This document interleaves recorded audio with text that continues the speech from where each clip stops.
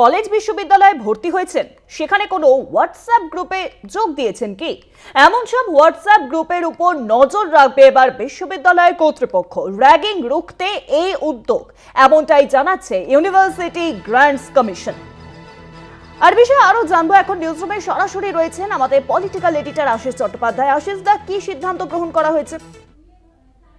30 সেকেন্ডের মধ্যে ইউজিসি জানাচ্ছে যে র্যাগিং রোকবার জন্য তারা যে ব্যবস্থাগুলো নিচ্ছে তার মধ্যে একটা হলো যে হোয়াটসঅ্যাপ গ্রুপ ছাত্ররা, অনেক সময় ছাত্র এবং অধ্যাপকরা, অনেক সময় গবেষকরা নিজেদের মধ্যে করেন, সেই হোয়াটসঅ্যাপ গ্রুপগুলোর ওপরে নজরদারি রাখবে বিশ্ববিদ্যালয় কর্তৃপক্ষ। হয়তো তার জন্য কোনো অফিসারকে দায়িত্ব দেওয়া হবে বা অন্য কোনো কর্মচারীকে দায়িত্ব দেওয়া হবে, সে দেখবে যে কি কথাবার্তা হচ্ছে হোয়াটসঅ্যাপ গ্রুপে।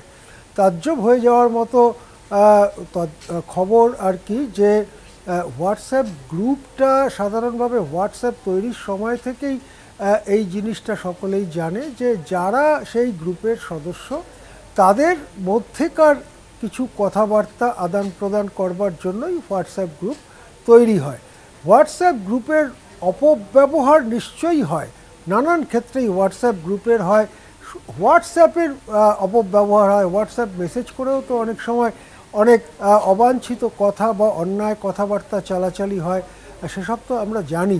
সমাজ মাধ্যমের অন্যান্য শাখাতেও সেই একই ধরনের খারাপ কথাবার্তা চালাচালি হয়, সেটাও তো আমরা দেখি, ফেসবুকে দেখি, এক্স অ্যাকাউন্টে দেখি, সব জায়গায় দেখি। কিন্তু প্রত্যেকটা জিনিসের একটা লক্ষণ রেখা থাকে যে এই পর্যন্ত সরকার যেতে পারে বা কর্তৃপক্ষ যেতে পারে। এবারে যেটা ইউজিসি বলছে যে কলেজ বিশ্ববিদ্যালয়ে শিক্ষক এবং ছাত্ররা যে হোয়াটসঅ্যাপ গ্রুপ, যেসব হোয়াটসঅ্যাপ গ্রুপ তৈরি করবে তার সব কিছুর ওপরেই নজরদারি চালানো হবে বিশ্ববিদ্যালয় কর্তৃপক্ষের মাধ্যমে, এবং তারা যে এই কাজটা করছেন সেটা ইউজিসিকে তারা জানাবেন। এর মধ্যে দিয়ে আরও একটি প্রশ্ন উঠে আসছে। এতদিন আমরা সাধারণভাবে জানতাম যে হোয়াটসঅ্যাপ এমন একটা জায়গা যেখানে সাধারণত যারা নিজেরা গ্রুপ তৈরি করেছেন বা যারা নিজেরা বার্তা বিনিময় করছেন, কথা বলছেন, তারা ছাড়া অন্য কেউ এর মধ্যে ঢুকতে পারে না বা সেই বার্তা জানতে পারে না, এই ধরনের একটা জিনিস আমরা জানতাম। কিন্তু এখন এই কথার মধ্যে দিয়ে বোঝা যাচ্ছে যে এমন কোনো ব্যবস্থা করা হবে যাতে হোয়াটসঅ্যাপ মেসেজ ইত্যাদির মধ্যেও বিশ্ববিদ্যালয় কর্তৃপক্ষ বা কর্তৃপক্ষের নিয়োজিত কোনো কর্মচারী ঢুকে পড়তে পারবে এবং সব কি কথাবার্তা হচ্ছে তা জানতে পারবে।